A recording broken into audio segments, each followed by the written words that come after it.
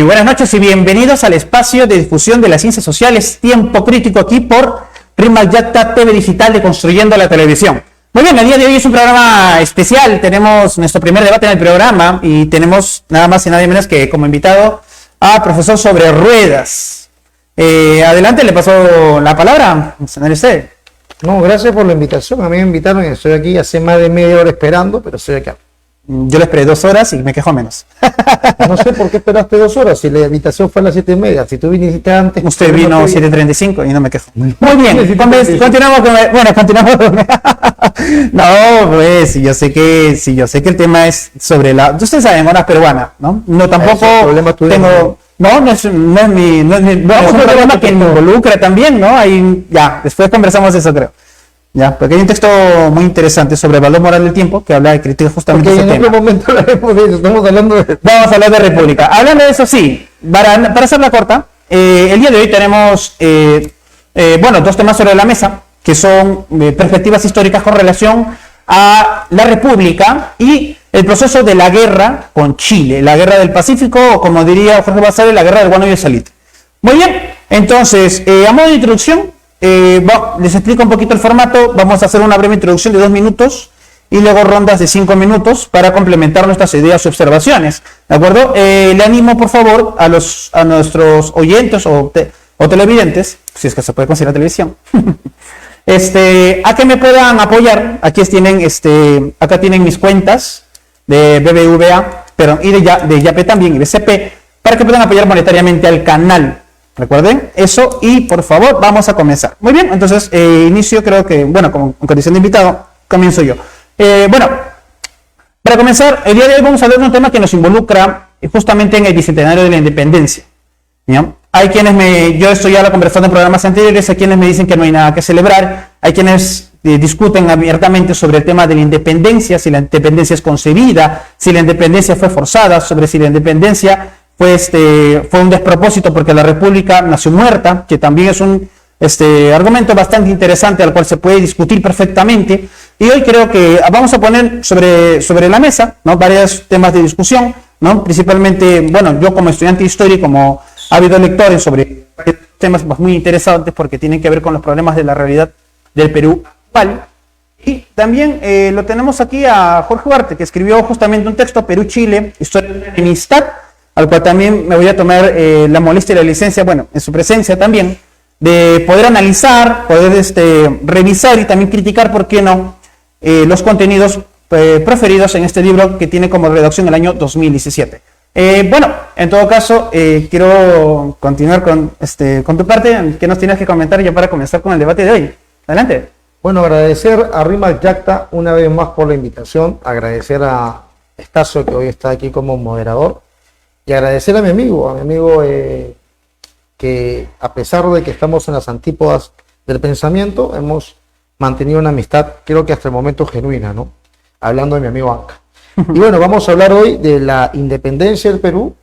Creo que en ese vamos a coincidir en muchos puntos porque yo considero que la independencia es un saqueo a la propiedad privada, es algo que de repente no se va a coincidir en otro lado con Tertulio. Y vamos a hablar después de la guerra del Pacífico, donde sí van a haber matices de discrepancia muy fuertes, y creo que es parte para que la gente pueda nutrirse de esta plática. Más que un debate, porque creo que los debates tienen unas estructuras distintas, pero vaya a ser lo que vaya a ser, esto va a ser nutritivo para ustedes. Muy bien, entonces, ¿inicias el control del tiempo? Vale. Muy bien, me he tomado la molestia de revisar gran cantidad de tu contenido en YouTube para quienes desean verlos. El profesor, si no me equivoco, profesor sobre ruedas, ¿no?, en YouTube. Ahí es donde se ocupa gran parte de su contenido para hablar de historia, y hay varios puntos o temas sobre los que yo discrepo, no solo en el tema de la guerra con Chile, sino también en la independencia, y también hay similitudes o coincidencias. Coincido contigo en varios aspectos, pero también creo yo que hay que darle un poquito más de complejidad al tema. Tampoco es simplemente señalarlo, ponerlo en epíteto y que con eso se acabó el juego, o se acabó la historia, digámoslo así, ¿no? Comenzaste diciendo algo muy interesante que dijiste que la independencia es un saqueo. Yo diría que el saqueo solo es una parte de la independencia. Recordar que la independencia como proceso histórico es una guerra. Y en una guerra hay saqueo, en una guerra hay violencia, en una guerra hay conspiración, en una guerra hay muertos, hay juego político, hay intereses privados también. Entonces, a través de él, a través de digámoslo así, de forma más completa, porque la guerra, o sea, se puede hablar de una guerra de independencia como tal, ya, porque en efecto es una guerra, ¿no? Decir que solo es un saqueo es un tema reduccionista. Sí, yo sé que dice que eso es el saqueo de la propiedad privada, sí, pero eso no es exclusivo ni primigenio del periodo de independencia. Y para esto voy a corroborar también el dato sobre bueno, voy a recurrir a dos textos: Historia de la corrupción en el Perú, y también el tema, bueno, es un artículo, mejor dicho, es bastante pequeño, se llama El problema de la deuda interna y externa en el Perú del siglo XIX, escrito, bueno, por dos profesores que he tenido en la universidad, que son Rolando Pachas Castilla y Eduardo Vázquez Monge, ¿no? En ella explican algo muy interesante, usando principalmente de fuente a Alfonso Quirós, pero no tanto su libro de Historia de la corrupción, sino más bien uno de sus libros, bueno, antes de que se haga muy popular, hay otro texto muy interesante que se llama La deuda defraudada. En La deuda defraudada, ¿no?, se habla como en realidad gran parte, o sea, durante el proceso, recuerden, a ver, les voy a poner un poquito de contexto histórico. Recuerden que poco antes de la independencia en España hubo la invasión napoleónica, ¿no? Napoleón llegó a España pidiéndole permiso al rey para pasar a invadir Portugal, que había incumplido una norma que había exigido el gobierno napoleónico de no comerciar con Inglaterra. Portugal lo rompió para llegar por tierra, porque ellos solo pueden llegar por tierra, por mar está Inglaterra, no les deja pasar, tienen un bloqueo, ¿no?, por mar, y la marina inglesa tiene la fama del siglo XIX de ser una de las mejores del mundo. Llega a Portugal, toma Portugal y aprovecha que está en España para conquistarlo.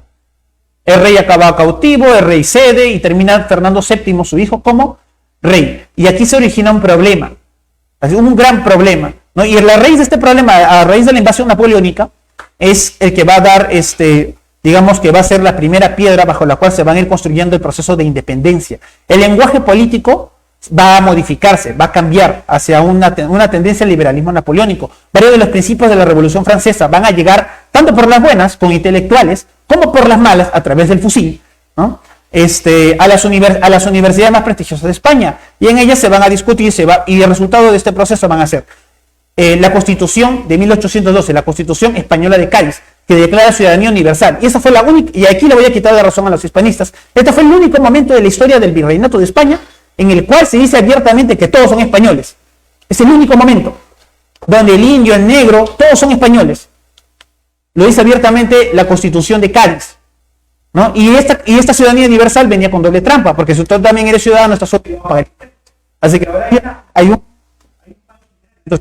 cantidad de dinero, el aporte voluntario de varias personas que van a luchar por la patria, por la madre patria España, como lo llaman ellos, y que van a vencer, van a echar a Napoleón, y muchos de ellos se conocieron en España en la guerra napoleónica, y van a regresar a América, pero con un pensamiento distinto, con ideas liberales, y buscando así su proyecto de fundar su propia nación, ¿no?, y dándole inicio posteriormente a lo que serían las guerras de independencia, ¿ya? Esto es importante explicarlo, porque digamos que en el tema, normalmente cuando enfocamos el tema de la independencia, obviamos el contenido ideológico y nos centramos principalmente en el tema político y bélico.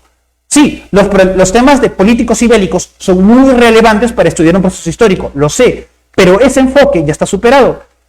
¿Ya? Ese enfoque de que solamente los presidentes, los reyes y los generales le dan forma a la historia, ya está más que superado entrado el siglo XX.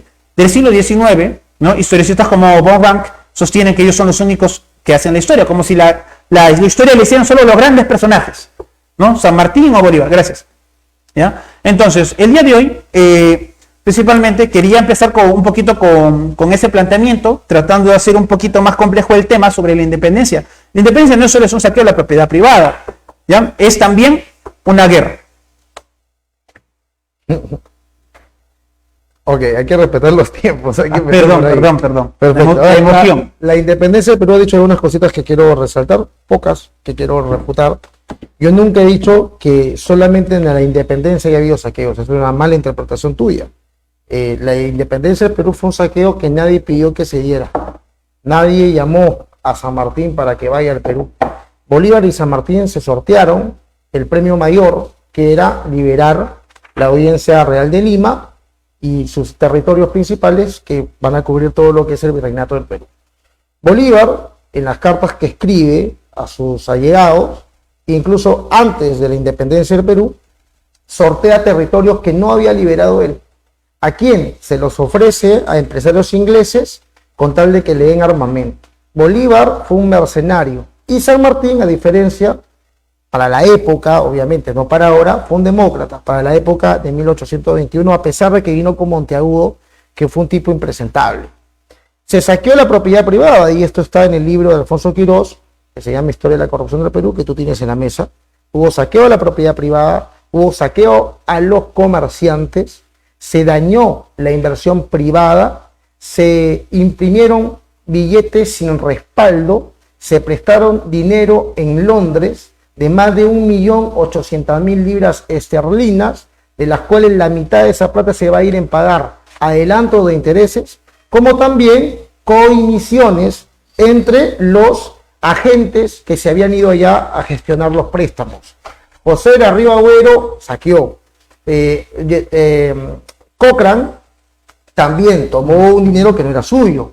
Y, por ejemplo, Faustino Sánchez Carrión, que fue el brazo derecho, muy amigo de Bolívar más adelante, también va a expropiar iglesias, se van a enseñar mucho con la Iglesia Católica, porque bueno, esto venía en una revolución que en realidad fue financiada principalmente por capitales ingleses, por dinero inglés. Lo que aquí se quería era romper el monopolio que España tenía en sus territorios. Eso es algo muy claro, eso no tengo que ser yo de izquierdas para reconocer que aquí había un monopolio español, y ese monopolio lo rompe con el financiamiento de parte de Inglaterra a los independentistas. Nosotros no pedimos la independencia, pero habían dos proyectos.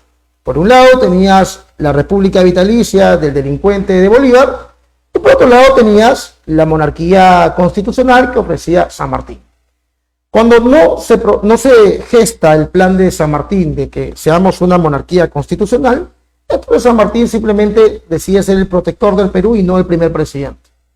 Luego, cuando viaja a Guayaquil, y llega pues el 26 de julio de 1822, se va a reunir con Bolívar. Esa reunión, que no fue secreta en realidad, los invito a leer el libro de Herbert Morote, que se llama Simón Bolívar, libertador y enemigo número uno del Perú, para que conozcan todas las aberraciones que Bolívar planeaba contra el Perú. Bolívar había mandado agentes para destruir la tranquilidad política, que ya no había, ¿no? Pero que promovieran más intranquilidad política para que el camino quedara abierto para él. Bolívar no quiso el Perú. A diferencia de San Martín, que apenas se instala el primer Congreso Constituyente de la República del Perú el 20 de septiembre de 1822, el 22, o sea, 2 días después, San Martín se va del Perú y nunca más regresa. Porque San Martín entendió que acá no se iba a poder hacer nada, porque había mucha anarquía y era algo que San Martín odiaba y detestaba.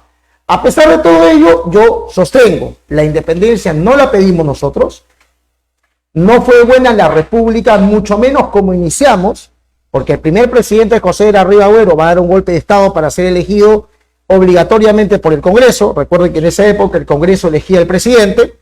2, el saqueo de la propiedad privada, como le decía. El segundo presidente del Perú fue Torre-Tagle, que se va a refugiar en la fortaleza del rey Felipe, cobardemente va a declararse súbdito del rey de España, Fernando VII. Y el tercer presidente es un dictador, Simón Bolívar, un dictador que nos había quitado ya antes la zona de Guayaquil. Un minuto. Que nos había quitado Guayaquil, porque él no estuvo en la batalla de Pichincha, pero sin embargo, él se adjuntó a Guayaquil, aun cuando el cabildo de Guayaquil no estaba de acuerdo de juramentar por la Constitución de Colombia. Entonces tenemos por un lado a un monarquista constitucional, que es San Martín, que a pesar de todo nunca se quiso perpetuar en el poder, que a pesar de todo nunca obligó al Perú a nada, es más, abrió la posibilidad de elegir a nuestro Congreso Constituyente.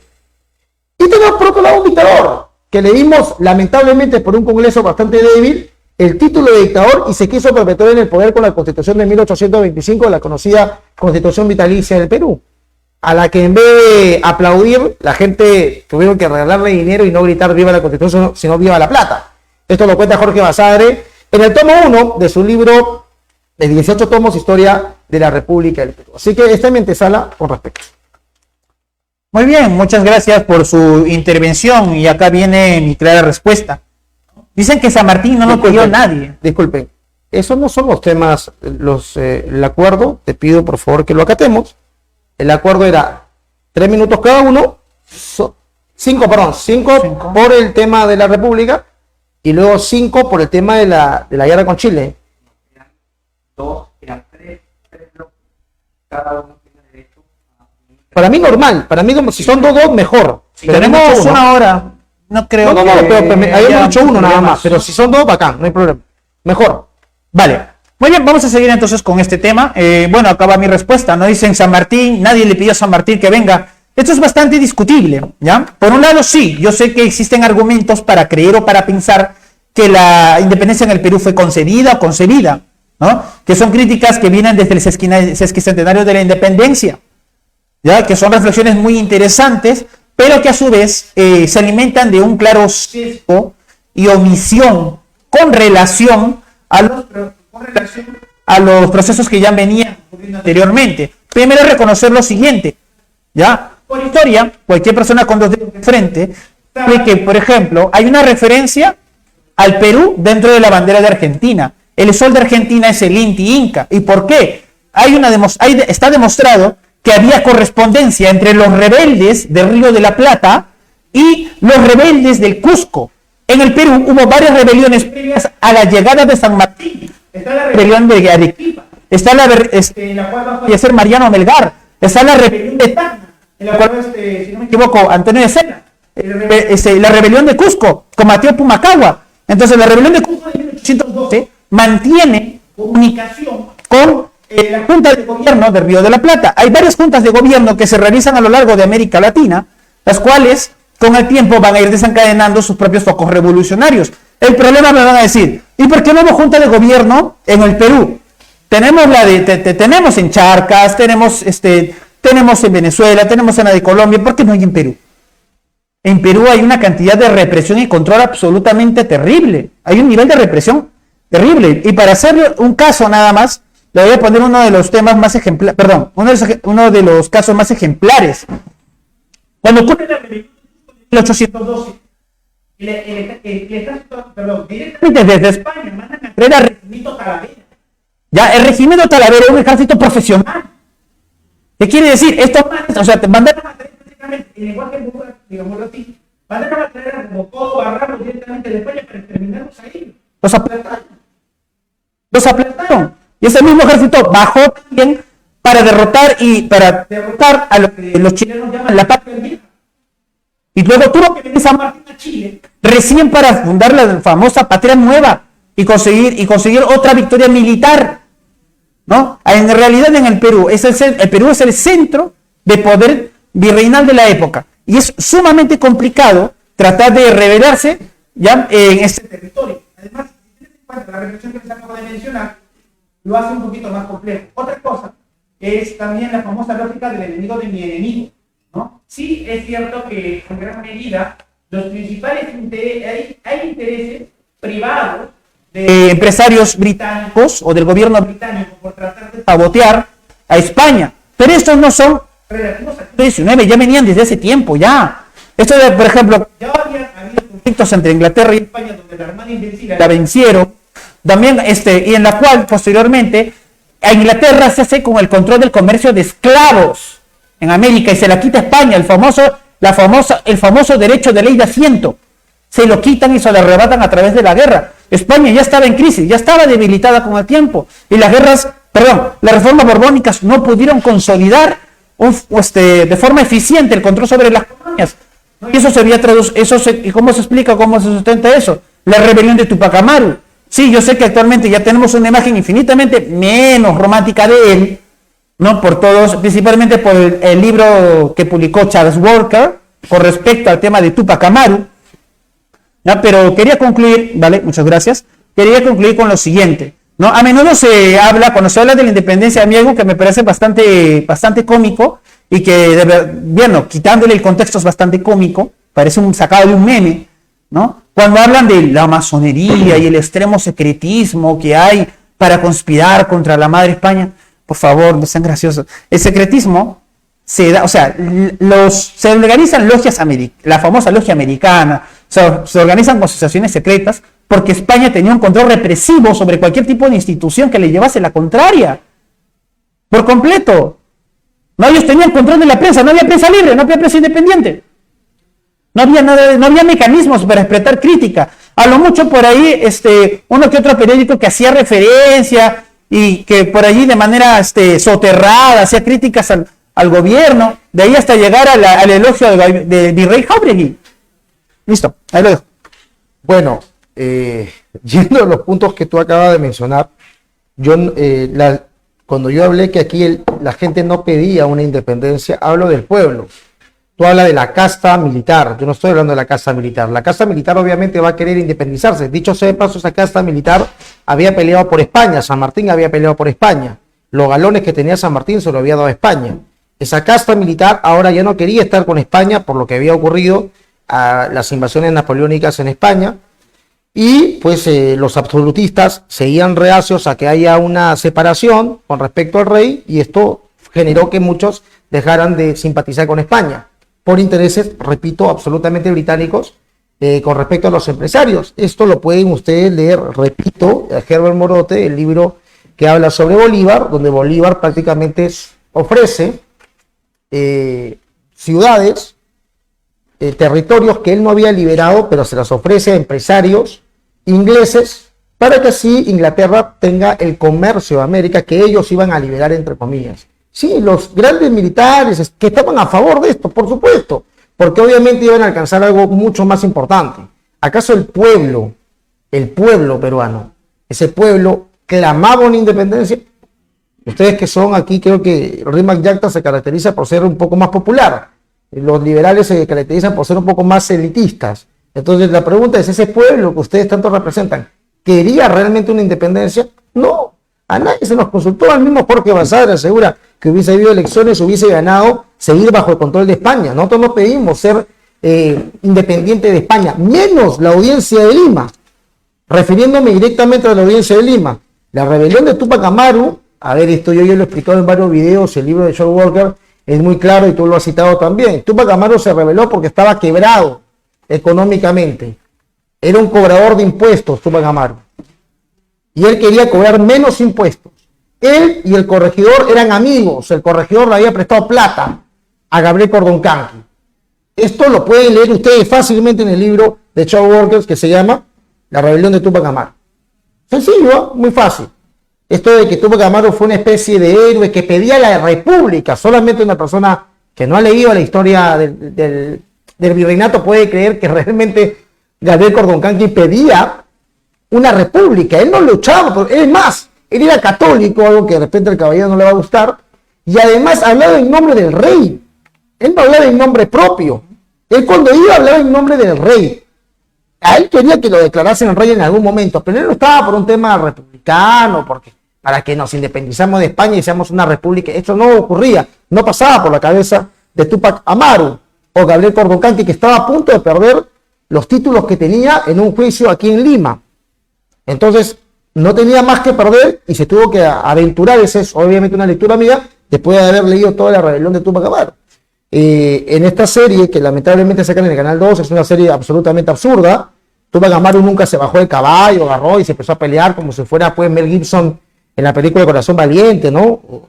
Esa es una ridiculez. Túpac Amaru se rebeló, entre otras cosas, porque los impuestos eran muy altos, eran demasiados, y luchó para que se eliminaran muchos impuestos.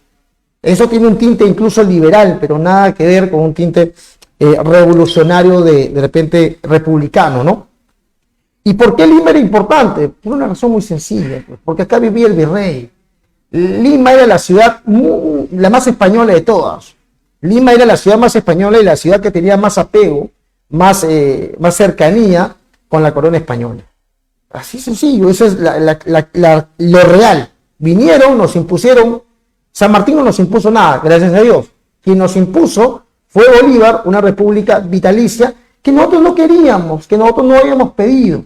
Incluso el primer Congreso de la República del Perú, Colmenares, tuvo que ir al mercadillo, ¿okay? Al mercadillo y contratar a 9 indios que cargaban, traerlos para que voten por él, y fue elegido por 6 o 9 indios que votaron por él, porque habían lugares del Perú que estaban todavía en manos de los españoles, pero aún votaban los que estaban en Lima de esa ciudad. El Congreso de la República estuvo lleno de corrupción, el primer Congreso. Luna Pizarro era un liberal, por ejemplo, siendo clérigo, Y pues Faustino Sánchez Carrión, que va a ser uno de los grandes oradores, pero políticamente con los que discrepo mucho. Muy bien. ¿Verdad? Disculpen, Switcher nos ha informado que vamos a ir a la primera pausa comercial y después de esto venimos y cerramos este bloque.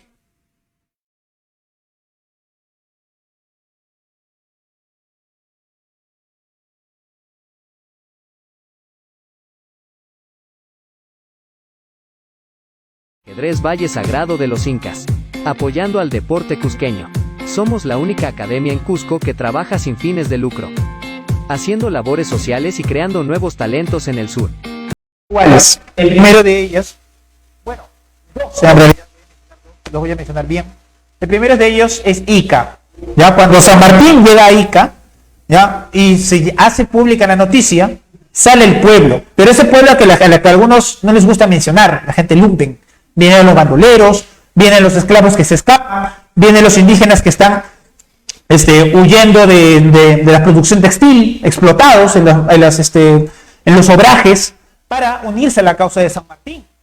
Y así fundan la primera unidad militar del proceso de independencia, dirigida por los patriotas en el Perú. Se llaman los cazadores de Ica. Puede buscarlo si no me cree. Datos. ¿Ya? Lo otro importante también es el caso de Chancay. Cuando llega a Huaura, al norte, porque recuerden que el objetivo de San Martín es rodear Lima, hacer caer Lima, bloqueando Lima por la costa gracias a Cochrane, por el sur, en Ica, en la sierra, tomando lo que sería la zona de Cerro de Pasco, tomando Junín también, la parte norte, tomando lo que es Huaura, ¿ya? Y en Huaura hay un apoyo muy interesante por parte de sacerdotes, por parte de campesinos, por parte de hacendados, que le van a decir, San Martín, ¿qué necesitas? ¿Necesitas comida? Toma. Y hay registros en Chancay de que las comunidades campesinas e indígenas le dan sus recursos a San Martín. Se registra tantas fanegas de trigo, tantas cabezas de res, tantas personas inscribiéndose al servicio. Sí hay apoyo popular. Y también por el otro lado, sí, también hay gente que fue obligada y fue forzada a participar en una guerra que no querían. Y también estaban los convenidos de siempre, los que, voy a apostar a ver quién va ganando y cambió mi discurso. Y en todas las guerras, también está eso en la guerra del Pacífico, por si acaso. ¿Ya? Otra cosa importante, Túpac Amaru, ¿cómo que eras cobrador de impuestos? No sé si fue un lapsus. Usted está diciéndome que el señor es corregidor, no, el señor era cacique, y su trabajo principal, la mayoría de caciques, o sea, la nobleza indígena, porque no todos los indígenas son pobres, ¿no? Es principalmente ser arrendador o comerciante. Él alquilaba mulas para lo que correspondía a la ruta del sur del virreinato del Perú. Pero cuando se crea el nuevo virreinato de Río de la Plata y la para llegar a donde normalmente llegaba pagando un impuesto, ahora tiene que pagar dos. ¿Ya? Es más, después se lo aumentaron y él estaba quebrado, pagando impuestos, y recuerden que los impuestos eran muy abusivos. ¿No? Había ahí existen libertarios que defiendan la igualdad, y yo espero que no sea esto el caso, ¿no? Porque España te cobraba impuestos por todo. Había impuestos cuando descubrías un tesoro, había impuestos cuando hacías compra-venta, había impuestos cuando trabajabas, ocupabas tu tierra. Es más, tú no trabajabas tu tierra, también tenías que pagar impuestos. Se llamaba el impuesto al cabezón. Existía. Cuando tú no trabajabas tu tierra, tenías que pagar. ¿Ya? Eso es con relación a Túpac Amaru. Y si hay apoyo popular en Túpac Amaru. Y no se puede hablar de un mito liberal, porque acá porque uno de los motivos del apoyo popular a Túpac Amaru, porque Túpac Amaru no hizo su revolución solito, porque se les iba a librar de la actividad minera, un trabajo abusivo. Si hoy en día es peligroso y hay gente que puede morir en accidentes, imagínate cómo era hace más de 2 siglos. Era indigno. Tú veías a tu hijo, a tu hermano, a tu primo. Eso era la actividad minera. ¿Ya?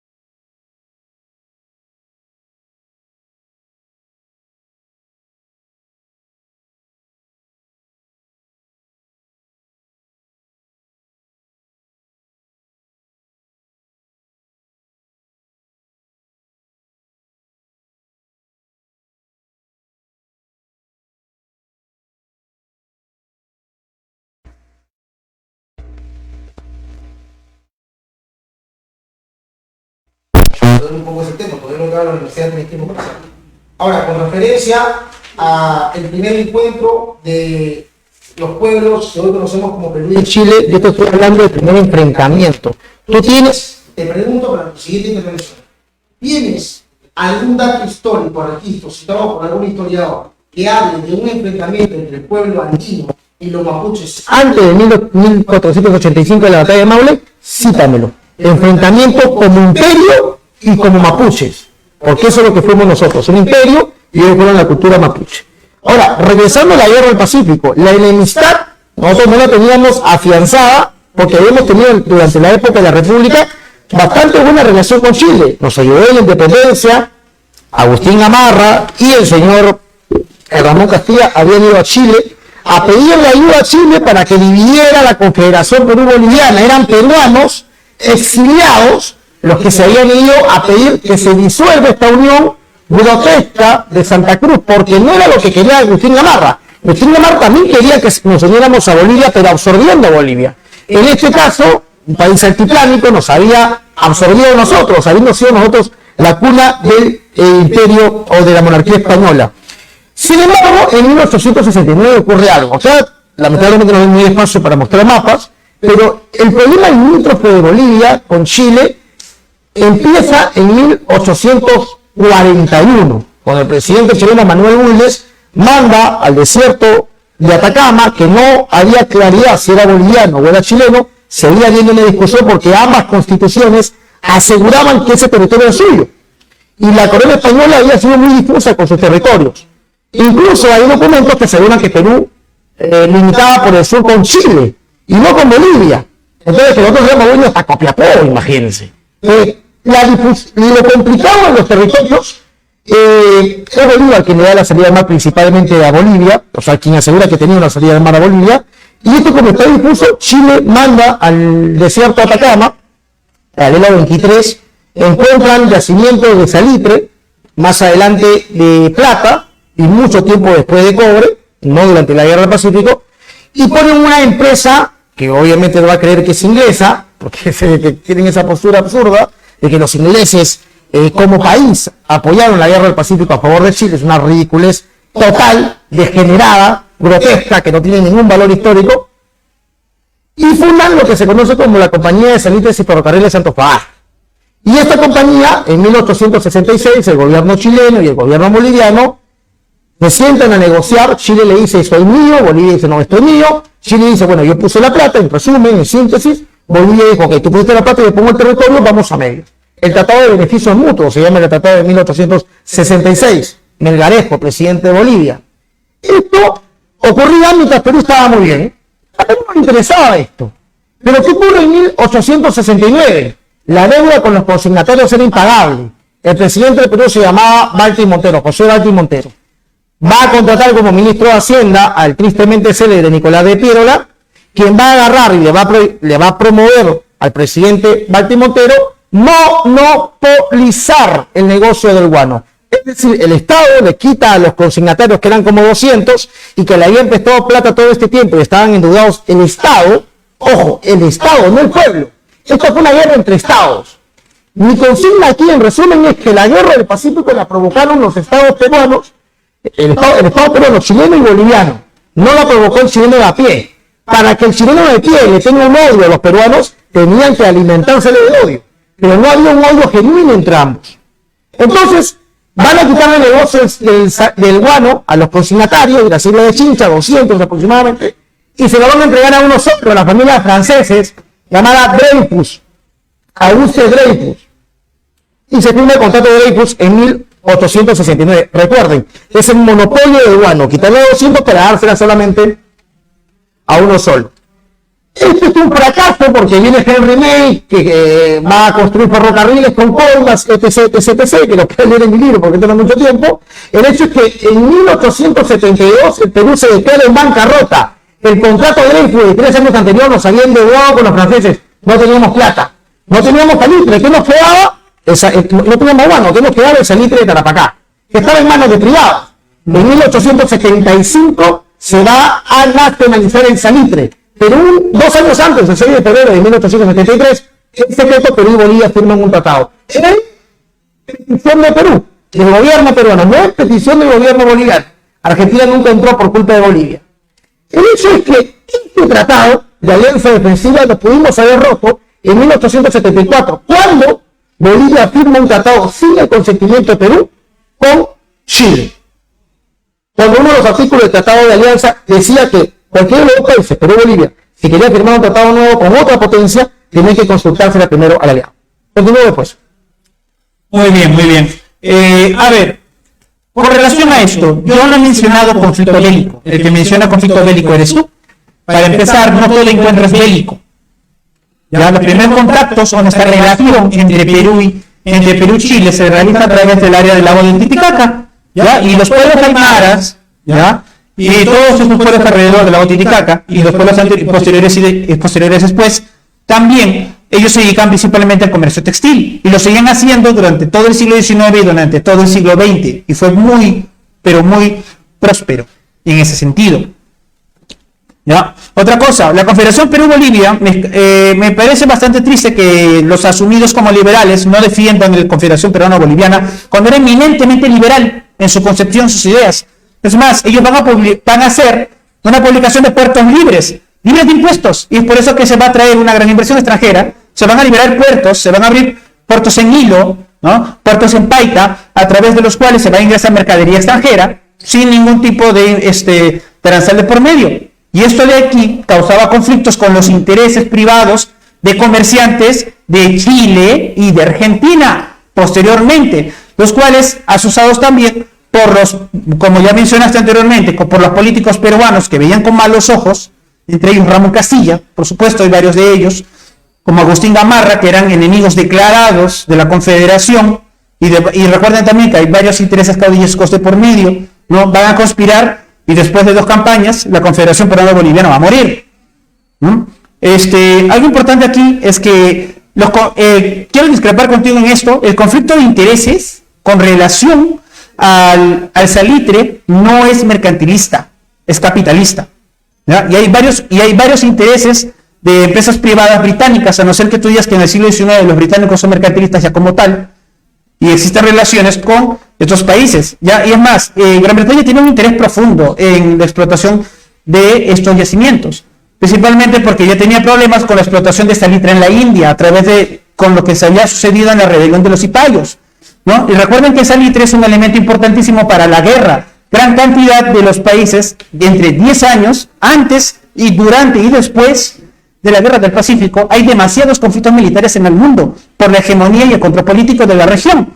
¿Ya? Tenemos la guerra de la Triple Alianza entre Paraguay, Brasil, Argentina y Uruguay. Tenemos la guerra franco-prusiana, tenemos las guerras del opio, ¿no? Que van a abrir a cañonazos el mercado internacional a uno de los países con mayor población del mundo en la época, que era China.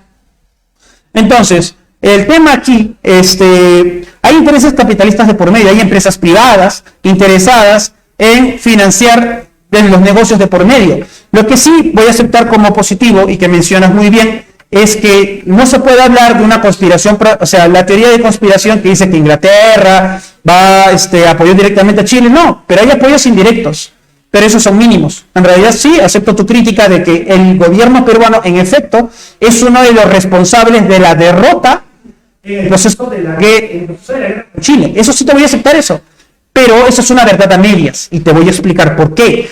Miren, primero tú mencionaste que el contrato Dreyfus es un desastre. En muchos aspectos sí, y fue una medida radical, pero por varios motivos. Antes de hablar del más importante de ellos, quiero mencionar uno que sí es relevante. Ya para la década de 1840 aproximadamente, se va a inventar una especie de fertilizante artificial que se fue perfeccionando con los años y que para la década de 1860 dejó casi obsoleta guano. Y por eso era complicado vender guano en el extranjero. Pero dice, ¿para qué traer desde el Perú algo que puedo producir en mis fábricas? No tiene sentido. Costo-beneficio. Capitalismo, señores. Sencillo, ya está, se acabó. No tengo nada más que perder.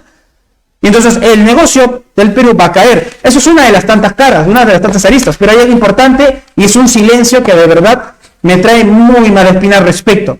¿Ya? Los verdaderos responsables, sí, es el Estado. Yo no voy a negar eso. Yo soy anarquista, pero de los anarquistas rojos y negros, los clásicos. Y sí, chinga su madre el Estado, pero también la gran propiedad Los consignatarios, recordaron lo importante, los consignatarios del Perú, los consignatarios de Guano, fundaron su propio partido cuando los echaron del negocio y se llamó el Partido Civilista del Perú.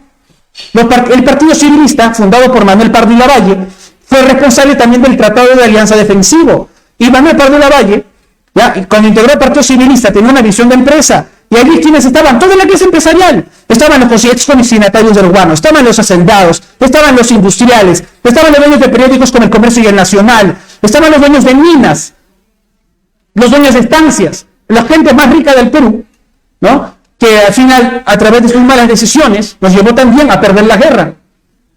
Eso exactamente lo que acaba de describir se llama mercantilismo. Mercantilismo es cuando los grupos de poder económico se consolidan con el Estado para beneficiarse ellos mismos. El capitalismo es basar los medios de producción en la propiedad privada y la división del trabajo. Un mercantilista puede ser capitalista, por supuesto. Estás confundiendo conceptos. Y qué bueno que reconozcas que no hay intervención inglesa como Estado en la guerra del Pacífico, porque algunos creen que sí la hay, o sí la hubo, perdón. Y no fue así. Bueno, gracias por decirlo. Has descrito algo que tú crees que es capitalismo. Te estoy explicando que no lo es. Eso se llama mercantilismo. Ese mercantilismo es lo que la izquierda siempre reconoce, que aquí nos ha gobernado 200 años la derecha. Bueno, vamos a profundizar porque es interesante este punto que habla mucho la izquierda. ¿Qué derecha es la que hay en el Perú? La derecha que tenemos, lamentablemente, es una derecha mercantilista. Es una derecha que cree en la inversión privada, pero aliada con el Estado para entregar concesiones. Eso es un mercantilismo. De eso Adam Smith renegó en su libro de 1776 llamado La riqueza de las naciones. Los liberales criticamos el mercantilismo y repudiamos la guerra, hecho sea de paso. Y en este punto, los consignatarios habían prestado dinero a todos los caudillos anteriores de la guerra del Pacífico. Y la deuda que teníamos como país la habían registrado los políticos de turno que fueron pasando. Eso es mercantilismo. Esto no es capitalismo solamente. Es capitalismo lo que hace porque los medios de producción estaban en manos del privado, te lo doy. Pero la práctica era mercantilista. El intercambio era mercantilista. Y el mercantilismo le ha hecho mucho daño al Perú. En la actualidad, por ejemplo, este tema del pinchazo, no puedo decir nombre para no le van en la cuenta, el tema del pinchazo es un tema mercantilista. El Estado coludido con las grandes farmacéuticas para decirle lo que tenemos nosotros que meternos al mercantilismo. Eso es mercantilismo puro y duro. Algo en lo que yo estoy absolutamente en contra. El mercantilismo, sí, el mercantilismo le ha hecho mucho daño, repito, al Perú. Pero volviendo a la guerra del Pacífico, hay otro gran mito de la guerra del Pacífico que aseguran que, por ejemplo, la enemistad se genera en la guerra del Pacífico. No. La bronca entre Perú y Chile no se genera en la guerra del Pacífico solamente. Hay varios matices por los cuales Perú y Chile lamentablemente han seguido manteniendo una enemistad, no de mi parte, sino de parte de algunos sectores de la población. Y yo lo he dicho en muchos videos. Uno es el tema del Tratado de Ancón, firmado el 20 de octubre de 1883, artículo 3. Tacna y Arica serán cedidas a Chile por 10 años, sin plebiscito decidirá el futuro de esta después de los 10 años. Ese artículo complica la relación peruano-chilena después de la guerra del Pacífico, porque Chile no quiere devolver Tacna y Arica a través de plebiscito, no quiere someterlo, y va a generarse una enemistad que va a durar hasta 1929. Los invito a leer este libro llamado Del Tratado de Ancón a la Convención de Lima de Gustavo Pons Musso, donde vas a poder conocer todo lo que pasa después, porque tú dijiste antes de la entrevista detrás de cámara, la guerra del Pacífico 4 años. Hijo, no son 4 años la guerra. Yo no dije 4 años. La guerra, sí, lo dijiste, cuando no tiene memoria, no hay problema. No, dije sí. La guerra del Pacífico incluso se va a sonar muy fuerte en el gobierno de Velasco Alvarado para el centenario de la guerra. O sea, eso es verdaderamente preocupante de tu parte que no lo tengas claro. La guerra del Pacífico, uno de los motivos por el cual se estuvo todavía muy fuerte en la cabeza de la gente es por el cautiverio de Tacna y Arica. Luego está el tema de que Chile llegó a Lima. No ha llegado a Lima otro más que España, obviamente, pero no tuvimos conflicto con Brasil, es el país que más nos ha ganado, 451.000 kilómetros cuadrados nos ha ganado Brasil, nadie odia a Brasil. Con Colombia tuvimos un intercambio, le dimos Leticia por ahí sucumbidos, ese intercambio terminó siendo seguido con una guerra que no fue guerra en realidad, porque no hubo verdaderamente un conflicto armado. Y bueno, en el caso con Ecuador, en el caso con Bolivia también, Chile es el país único enemigo, o sea, en una guerra que ha llegado a la capital y ha puesto su bandera en Palacio de Gobierno. Esto hizo Chile. A nosotros me dolió. Y el tercer motivo es porque esto se ha repetido y repetido y repetido en las escuelas del Perú.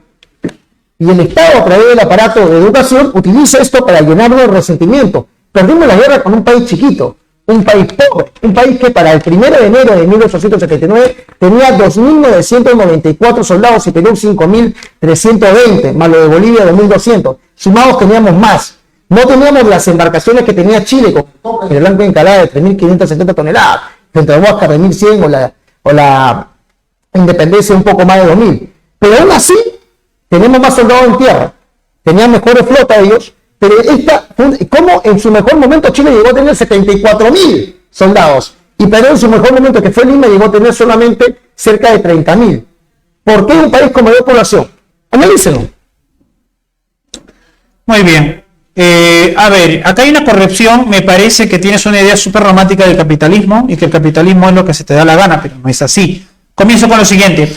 El mercantilismo, por definición, ya, y al menos en España, porque estamos hablando del dominio español, fue traído por el ministro Bullón, por eso es que se le llamó bullonismo. Y el bullonismo y la idea del mercantilismo, el capitalismo mercantil, sostiene que hay dos principios de la riqueza. Eso es muchísimo antes de Adam Smith. Y sostiene que la riqueza se basa en la acumulación de oro y plata y el control monopólico del comercio. Y esto fue lo que hizo España. Si tú crees que eso se repitió en la República, como que, mi estimado, está usted perdiendo el tiempo. Luego vienen los fisiócratas que piensan que la autoproducción sustentable de la agricultura va salvando a los países y que al final cuya producción nacional, al menos propuesta en Francia, va a fracasar, ¿no? Y eso se va a dar gracias a la sequía previa a lo que sería la Revolución Francesa. Otra cosa, después van a venir los liberales que hablan de libre mercado. Pero este libre mercado, el que tanto les gusta idealizar a los libertarios, tiene muchísimos defectos. Entonces no hay liberales, nunca hubo libre mercado. Es otra fantasía más.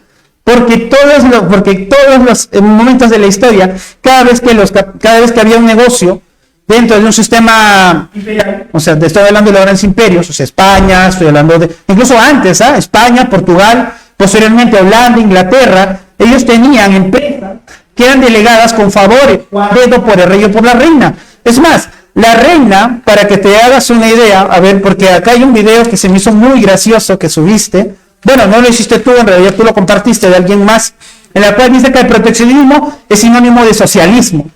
Y me hace muchísima gracia porque el proteccionismo es el padre del capitalismo. Y lo voy a sustentar, ¿por qué? A no ser que para ti, Enrique VIII, Isabel I de Inglaterra y el ministro Robert Walpole en Inglaterra sean socialistas, aunque Marx ni siquiera había nacido, a no ser que para ti en Alemania, Friedrich List, economista, sea socialista, ¿no? Y que luego sus ideas socialistas fueran replicadas por el comunista Otto von Bismarck, ¿no? Y posteriormente por Alexander Hamilton, padre de la patria en los Estados Unidos.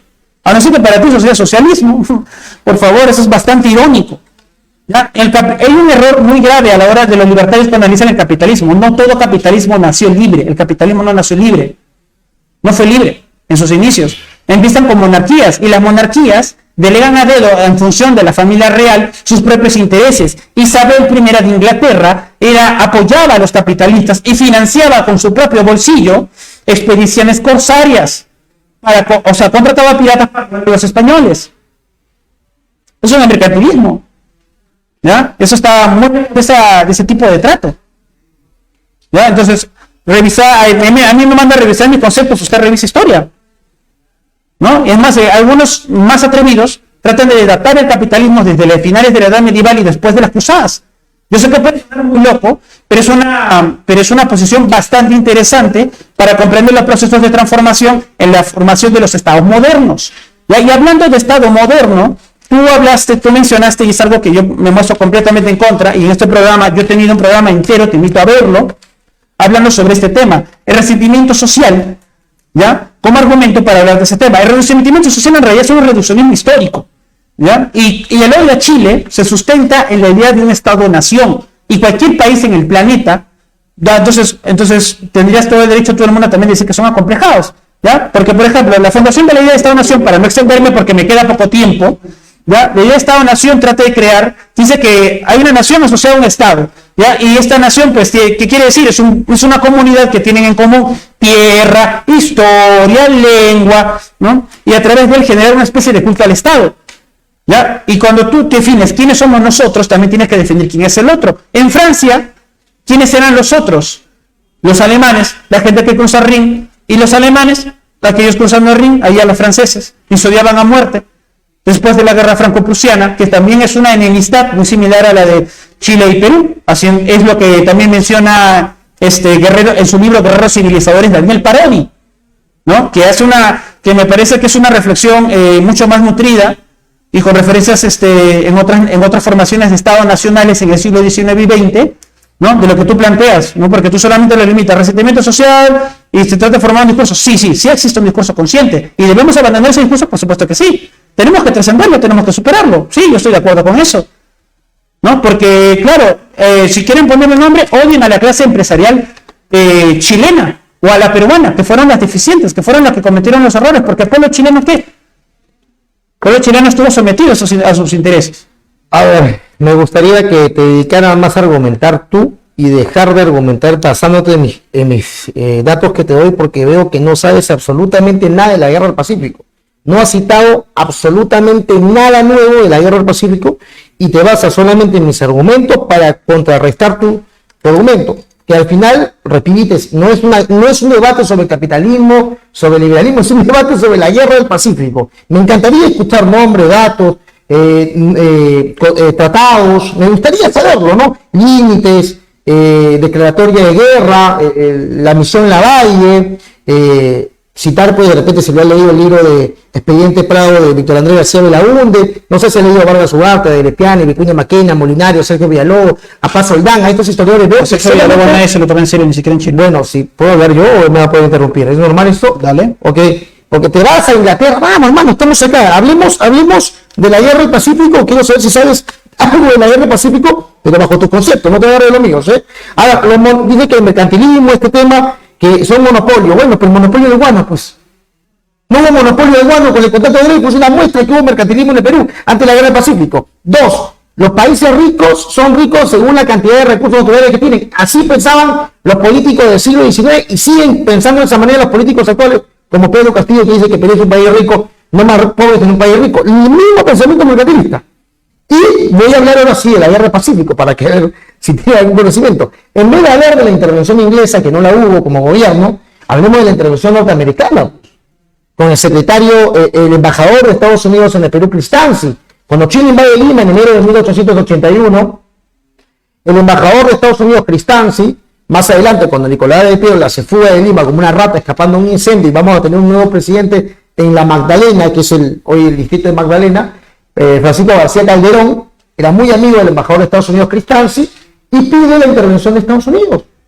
Cristanzi habla porque Perú estaba perdiendo la guerra se había trasladado a la sierra, Lima estaba en manos del enemigo en ese momento, y pedimos la intervención de Estados Unidos. El secretario de Estado norteamericano, James Bain, habla con el embajador de Estados Unidos en Perú, Cristanzi, y coordinan. Esto lo cuenta Jorge Basadre.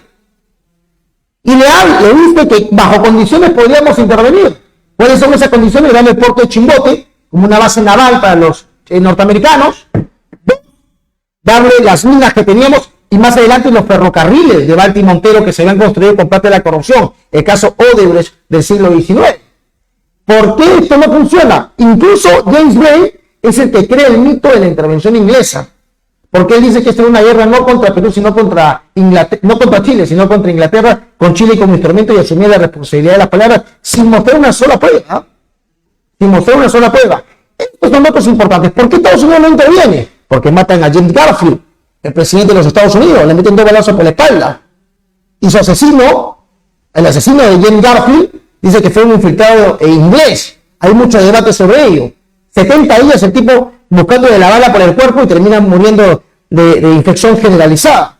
Estos son datos que importan. ¿Cómo se negociaba durante la guerra del Pacífico territorio peruano? ¿Por qué Nicolás de Piola no le entregó, después de la batalla de Arica, después del 7 de junio de 1880, a Chile lo que Chile pedía? Se pedía Tarapacá nada más, no pedía más. Algunos dicen que esta fue una guerra de conquista. Falso. Chile quería Tarapacá hasta 1880. Pero como vienen a Lima y desembarcan en Paracas, desembarcan en Pisco y luego desembarcan en una playa aquí en el sur chico de Lima que se llama San Bartolo, la playa hoy, esa plata se llama embajadores, he estado ahí muchas veces haciendo videos, son más de 28.000 soldados que van a ir a Lima. Y después de la batalla de San Juan y Miraflores, que fue el 13 y 15 de enero respectivamente de 1881, Chile toma Lima y cuando se quiere negociar, Chile quería Tarapacá, Arica y Tacna. Estos son datos que importan. No que Francia, que Inglaterra, que el mercantilismo. Estamos hablando de la guerra del Pacífico. Si no has estudiado para la guerra del Pacífico, pues no hay problema. No es mi lío. Yo he escrito un libro de la guerra del Pacífico. O sea, uno no se va a preparar para un tema de la guerra del Pacífico para que me saques argumentos de los argumentos que doy. Ahí se ve el poco nivel. Bueno, será muy bueno en otra materia, se le mete en otros años de la historia y lo puedo respetar. Pero en la guerra del Pacífico, hasta el momento no he dicho nada nuevo. A ver, ¿por dónde comienzo? Primero, lo primero que, miren, cualquier estudiante de primer ciclo de historia ha leído a Mark Bloch en su libro Introducción a la Historia, y él dice, miren, para diferenciar un buen historiador de otro, no está en quién te mete más metralla con los hechos. Los hechos siempre van a estar ahí. Es como decir, a ver, ¿qué hace a un buen, yo les hago una pregunta sencilla, ¿qué hace a un buen ingeniero? ¿Conseguir los mejores metales, las mejores vigas, los mejores ladrillos? No, la forma en que lo construye y lo planifica. Eso es un historiador. Acá yo no estoy discutiendo hechos, los hechos están ahí. Por eso no estoy matando mi tiempo dando hechos para demostrar que yo sé más y tengo conocimiento bibliotecario. No, acá yo no estoy dispuesto a discutir solamente hechos, sino también interpretaciones. ¿Para qué repetir lo que estás diciendo tú? Sería, entre comillas, debajo de tu ego tratar de razón. Te estoy diciendo que a través de la interpretación de los hechos, porque ningún hecho se interpreta solo, en primer lugar, y tú dices, ¿por qué me mencionas que Inglaterra, que el capitalismo, que el mercantilismo son cosas que estás diciendo tú y que yo me tomo la molestia de refutar porque me parecen inadecuados? Y es más, en Edward Carr, en su libro que es la historia, lo primero que dice es, ¿quién define que realmente es importante en la historia? ¿Quién lo hace? El historiador. Y yo, mis estimados, estoy jugando al historiador ahora mismo. Yo elijo qué es importante y qué no a la hora de analizar. Y si tú piensas que la guerra con Chile empieza y acaba solo con Chile, con Perú y con Bolivia, te equivocas. Hay intereses de por medio también. Y esos son importantes estudiarlos y analizarlos. La gente puede agarrar cualquier libro, simplemente agarra Wikipedia y se entera de los hechos. Pero no de sus interpretaciones, no de las formas complejas y de las razones de poder que subyacen de cada una de ellas. Dos personas pueden leer lo mismo e interpretar cosas diferentes. Y en eso es la riqueza de la historia. Por eso es que no tengo solamente como fuente a Jorge Basadre, también hay otras lecturas complementarias. Carlos Contreras en la economía, Heráclito Bonilla para estudiar el tema político-económico. Por supuesto que sí, existen varias formas de interpretaciones sobre un mismo tema, existen infinitas formas de verlo, ¿no? Y si en realidad si crees que trayéndome datos, piensas más y sabes más de historia que yo, lastimosamente no. No, yo voy, agarro mis datos, los anoto y hago una lectura, un dictado y me vas a interrumpir. Listo. Si tú piensas que sí, yo te he interrumpido, me la debo hacer favor, no pasa nada. ¿Ya? Entonces, si crees que ametrallando ganas un debate de historia, no es así. Los grandes debates de historiadores, cuando tú los veas, los historiadores de verdad, ellos no están hablando, discutiendo sobre hechos, sobre si el calzoncillo de Atahualpa era amarillo o rojo. No, están discutiendo sobre cosas más relevantes con relación a sus relaciones de poder, a lo importantes que son, a lo relativo que es. Ya no solamente la historia son hechos, también son interpretaciones con respecto a eso. Y tus interpretaciones con relación al capitalismo, la historia del Perú, son erróneos. Otra cosa importante, el capitalismo también se maneja de manera monopólica y aspira también en algunos casos al monopolio y al lobby. En el capitalismo tardío, después de la guerra con Chile a nivel internacional, se propuso el sistema de capitalismo bancario, en el cual las empresas empezaron a organizarse, a gestionarse con lobbies, empezaron a gestionarse con alianzas internacionales. ¿Ya? ¿Vas a hablar de la guerra del Pacífico o no vas a hablar de la guerra del Pacífico? Hoy estás hablando de la guerra del Pacífico y yo te estoy respondiendo las interpretaciones erróneas que haces sobre los hechos de la guerra del Pacífico. Si quieres hablar de datos con respecto a la guerra del Pacífico, vale la pena mencionar varias cosas. Ya mencionaste los tratados y todo lo demás que de verdad son muy relevantes, pero hablando sobre los intereses chilenos en tierra peruano, hay una en el libro Gran Bretaña y el Perú, ¿no? Que es un análisis bastante político con relación a los intereses económicos entre los empresarios peruanos, británicos y chilenos. Hay una entrevista, por parte, al menos hablando desde el lado norteamericano, que es el que tú estás mencionando, ¿ya? En el cual se menciona que se juntan en un barco, ahorita no recuerdo muy bien el nombre, para discutir la Caguana. Ya, gracias por el dato. Los tres se reúnen y dice cada uno de ellos se preguntan, muy bien, ¿qué quieren y cómo lo vamos a resolver? Y el emisario de Chile dijo, nosotros queremos Tacna, Tarapacá, Arica y Moquegua de Yapa. ¿no? ¿Se lo pueden encontrar en Gran Bretaña y en el Perú? Por supuesto que sí. Entonces, en realidad, como yo le digo, los datos sí son importantes, son lo básico para construir, pero aquí yo no estoy discutiendo datos. Los datos van a ser los mismos, no importa cuántas veces repitamos que la guerra comienza así, que la declaración de guerra de Chile de Chile al Perú el 5 de abril de 1879, lo puedo repetir 1.000.000 de veces, eso no va a cambiar. Acá estamos discutiendo también otros aspectos, no solamente me voy a limitar a recitar datos como en recita un poema en la primaria. Me parece que eso es una visión superficial de la historia. Ya puedo empezar. Vamos a dar, los datos siempre los repudia la gente de este lado de la política, obviamente. A ver, los datos son importantes, porque sin datos no se puede hacer una lectura clara de la historia. Hay puntos que son interpretativos y eso los entiendo, hay interpretaciones distintas de un mismo hecho. Pero hoy estamos debatiendo la guerra del Pacífico, ¿ok? Y él ha dado un dato, el único que cree que sabe, que es que Chile reclamaba Tarapacá, Arica, Tacna y Moquegua en la Cahuana, como Estados Unidos de por medio. Eso es falso.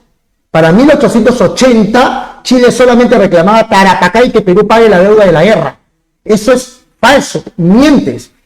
Esto lo puedes citar con Jorge Basadre, porque veo que no lo has leído, a Vargas Ugarte, de Lespiani, de Vicuña Maquena, así le escribas tú datos a él en el celular para que los pueda leer, Estacio. No le des no, déjalo que puede solo, déjalo que puede. Así dale todos los datos que quieras. Pero vamos al punto. Chile reclama más territorio recién cuando llega a Lima.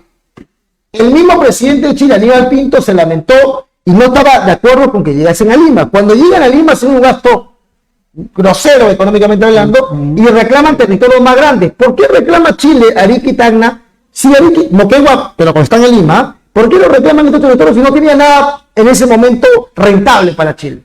Porque tenían que darle un trueque de salida al mar a Bolivia después de la guerra, porque Bolivia se iba a quedar sin Antofagasta. Eso es el tratado entre Bolivia y Chile a inicio de 1900.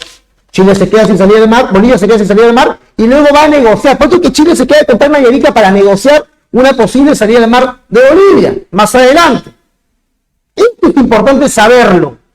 El periodo de enemistad entre Perú y Chile se fortalece durante la época del cautiverio. Es importante conocer estas cosas. Por gusto se ha escrito tantos libros, porque los datos no importan, los datos no tienen valor para el caballero con el que estoy debatiendo, para mi contertulio.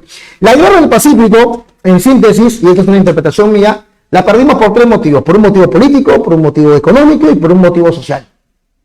Y en esto sí coincido mucho con los amigos de izquierda. ¿En qué? En el punto social. En lo social, los peruanos no se sentían peruanos, no había identidad. Ustedes leen a Clement Markham, y Clement Markham hablaba claramente de cuando se le preguntaba a un soldado, entre comillas, porque era un campesino que había sido traído a Lima sin su consentimiento. Los hacendados los traían a pelear por una guerra que no era suya. Le preguntaban por qué peleaba, por Taita Cáceres eres tú, por Taita Piedra tú, no sabían qué es lo que estaba pasando. Esto también lo puedes encontrar en Diplomacia y Cañones en la Guerra del Pacífico. Y esta falta de identidad, obviamente por gente que no se sentía peruana, ya que nunca había sentido que la independencia había sido real, y la entiendo, no peleó por una guerra por el país, sino por personas. Este problema social fue muy grande. Clement Markham dice una frase que yo la repito mucho: cuando ve que los peruanos están bebiendo chicha de jora, bailando en Lima, en San Juan, antes de la batalla de San Juan, Clement Markham dice: yo no estoy leyendo ningún papelito como el amigo, todo está acá porque por algo hay que prepararse para un debate, si no, ¿qué sentido tiene? Bueno, ¿qué es lo que dijo Clement Markham? El peruano y aquellas personas que saben muy bien que hay un problema que se tiene que solucionar, pero se queda tranquilo pensando que ya hay otra persona que está intentando solucionar ese problema por él. Este es el pensamiento del peruano en la actualidad, que Markham lo critica. Segundo motivo por el que perdimos la guerra, tema económico. Estábamos embargados por los franceses el contrato de Dreyfus, bancarrota en 1872, estatización del salitre en 1875, Chile estaba con capitales en Antofagasta y el gobierno peruano, y así me odian los nacionalistas, no me importa, el gobierno peruano promovió el monopolio del guano y quería monopolizar también el negocio del salitre con el tratado que había firmado antes con Bolivia. Y tercer motivo por el que perdimos la guerra son datos que tienes que saber, hijo. Fue porque Perú tuvo 6 presidentes durante la guerra del Pacífico. Mariano Ernesto Prado, que se fue de Perú el 18 de diciembre de 1879, La Porta que deja en el poder, Nicolás de Piedra que da golpe de Estado el 23 de diciembre, 5 días después, tercer presidente, se fuga de Lima cuando Chile entra en Lima, cuarto presidente Francisco García Calderón, quinto Lisandro Montero y sexto Miguel Iglesias. ¿Cómo ganó una guerra si Chile tuvo dos? Aníbal Pinto y democráticamente elegido Santa María. Estos datos, mientras este lado lo repudia, uno tiene que aprenderlo. Qué pena que la San Marcos, lamentablemente, esté teniendo ese nivel académico en sus estudiantes todavía. Te quedan unos segundos. No otro regalo. Uy, qué mal, me vas a dilapidar, qué pena. Miren, te voy a presentar algo. Yo no desprecio en realidad los datos. Los datos siempre van a estar ahí, por eso a mí personalmente siempre me ha interesado agarrar los datos y revisarlos. Yo no cuestiono tus datos, yo cuestiono tu interpretación. Yo puedo agarrar los datos y te lo sabes todo de memoria, me parece genial. Yo también me podría tomar la molestia de memorizarme datos, pero memorizarme datos es irrelevante cuando a la hora de la verdad confundo mercantilismo con liberalismo y digo que es algo que realmente no es. ¿Ya? Primero, hablar de la conciencia nacional chilena es errónea y te voy a mostrar datos de eso. Primero que nada, cuando acaba la guerra con Chile, todos esos hombres que se masacraron en nombre de Chile fueron olvidados por la historia y por su patria.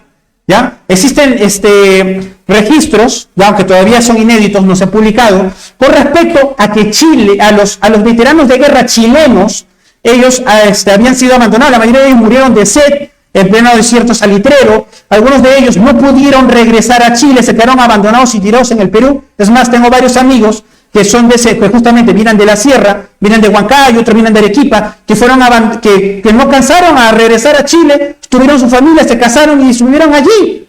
Sí, hay gente que no pudo regresar, no, se quedaron botados. Ahora otro caso, hablar de conciencia nacional en Chile es bastante gracioso, y ese es un argumento político nacionalista bastante reduccionista. ¿Por qué? Porque en 1891, ¿ya?, uno de los empresarios que se había beneficiado de un trato corrupto durante la Guerra del Pacífico, llamado Balmaceda, que termina siendo presidente de Chile, va a ocasionar una guerra civil. Esta guerra civil, ¿ya?, este conflicto entre chilenos, este conflicto de intereses políticos, económicos, demuestran que Chile es un país unido, demuestran en su defecto que ellos son un solo país. Por supuesto que no, hay conflictos. En el Perú también estaba sumamente dividido. Perú, para esa época, previo a la Guerra del Pacífico, ya estaba bastante lastimado económicamente. Arrastraba el lastre de la forma desastrosa de la administración, primero de los arrendatarios del guano, que fueron un desastre. Después cambiaron al modelo de consignación, el cual apuntaba a crear una nueva burguesía nacional con plata del Estado y que no funcionó. Luego, como los consignatarios le sacaban la vuelta a la ley, tuvo que venir el contrato Dreyfus, el cual había caído en un colapso y todo desastre, porque finalmente el guano de las islas había sido desplazado por el fertilizante artificial en la década de 1860, que yo ya lo expliqué. Si querías datos, ahí tienes datos, por si acaso, ¿ya? Es un poquito de contexto, no hace daño. Entonces, a mí me causa mucha gracia siempre que cuando venía Daniel Parodi de San Marcos, siempre le cuestionaba eso. ¿Cómo van a decir que chilenos todos son unidos? Todos son allí, muy bien, muy chéveres, todo Chile. Y a la hora, la verdad, mira, de 1884 a 91, se empiezan a matar entre ellos. ¿Eso es unidad? ¿Matarse entre nosotros es unidad? ¿Eso le llaman nacionalismo? Por favor. ¿No? La gran, como decía me fue la memoria. Ya, ayúdame con este nombre, el existencialista francés Sartre. Ya, cuando Sartre decía que cuando dos elefantes se pelean, los aplastados son el césped.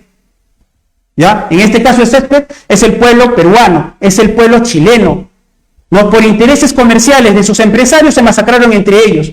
Muchos de ellos ni siquiera pudieron volver. ¿No? Es más, hay interesantes comentarios, ¿ya? Y esto también, con esto también cuestionar el discurso nacionalista, ¿ya?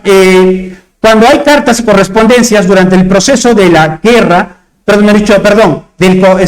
los movimientos sociales, por las 8 horas, en toda América, los anarquistas peruanos le mandan cartas a los anarquistas chilenos y le dicen: no hay odio de clase entre tú y yo, nosotros no nos odiamos por la nación, porque la izquierda y también el anarquismo no creen el mito del Estado-nación, así que ese mito infundado de hoy la izquierda odia y apoya el discurso nacional, por favor, eso es ridículo.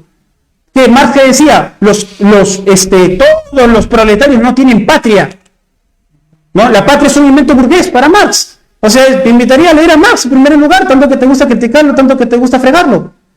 En primer lugar, eso es. lo que tienes que tener en consideración, ¿ya? Otra cosa que hay que tener en consideración, ¿ya? Es que Chile está lejos también de ser una unidad política, ¿ya? En ese momento, previo a la guerra, hubo una estabilidad económica que le dio una estabilidad política, sí, pero eso fue un breve tiempo.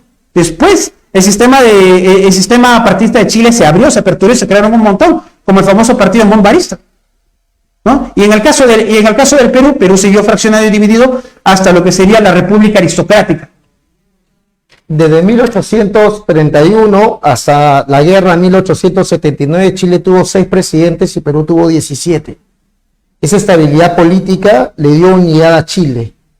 Al ser un país más pequeño, más magro, o sea, delgado, le dio una unidad mucho más grande que la que tuvo Perú. Hablaste de unos amigos que se fueron a la sierra, no te entendí, de verdad que estuvo bien complicado entenderte. Luego habla de la conciencia nacional en Chile, yo no he hablado de eso.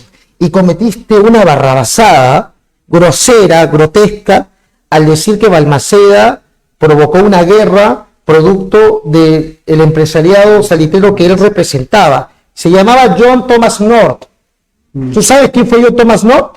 Si no te educo, no te preocupes. John Thomas North era un aguatero. Vendía agua en Tarapacá. ¿Ok?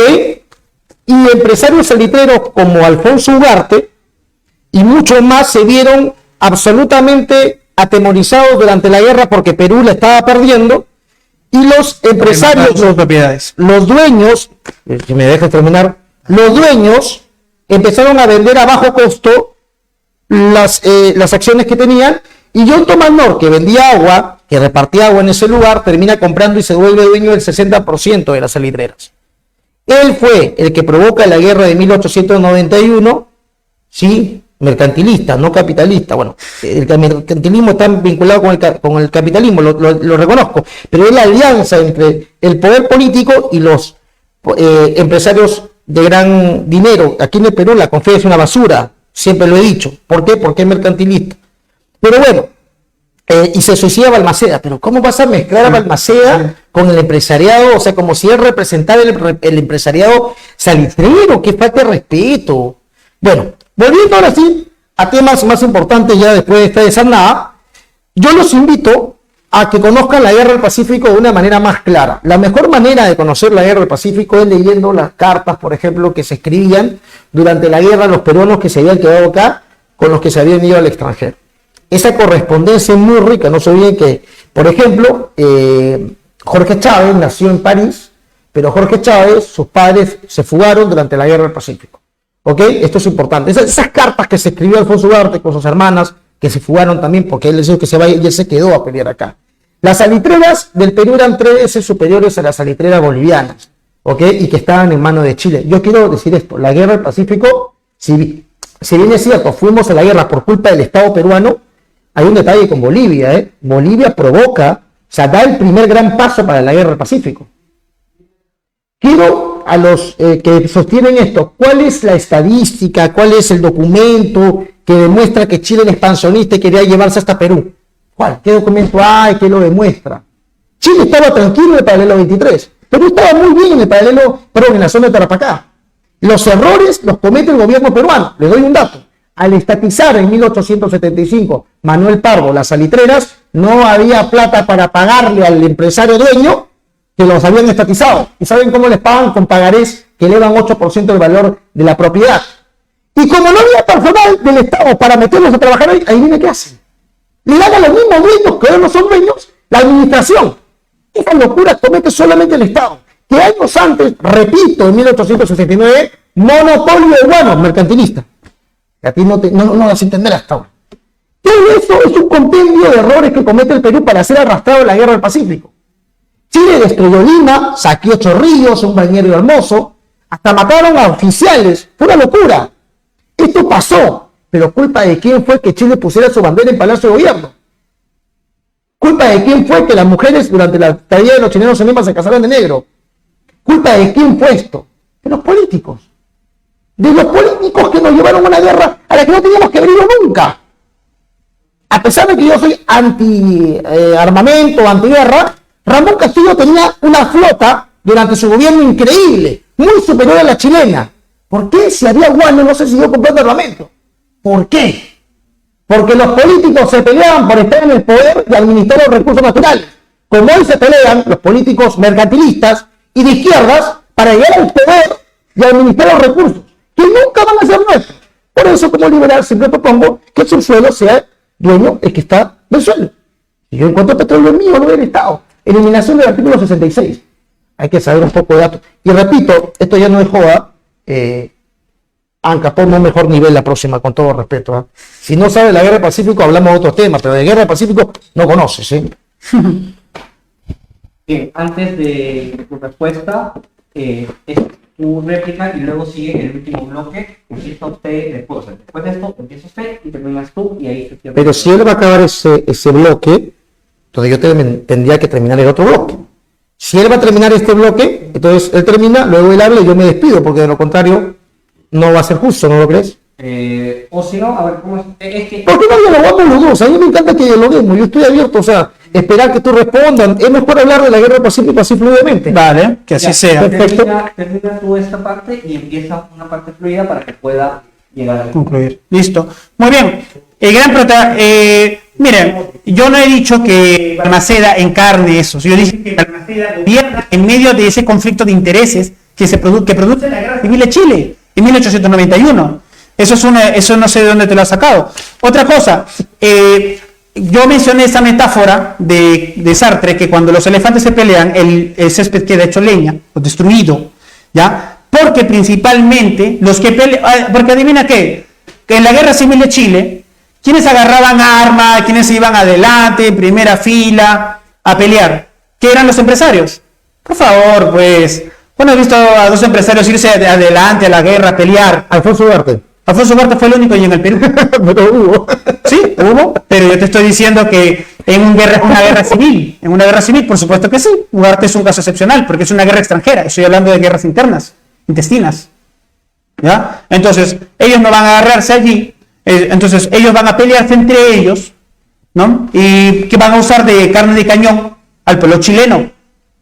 ¿Ya? Ellos son los que plagan al final los platos rotos. ¿En beneficio de quién? De otros.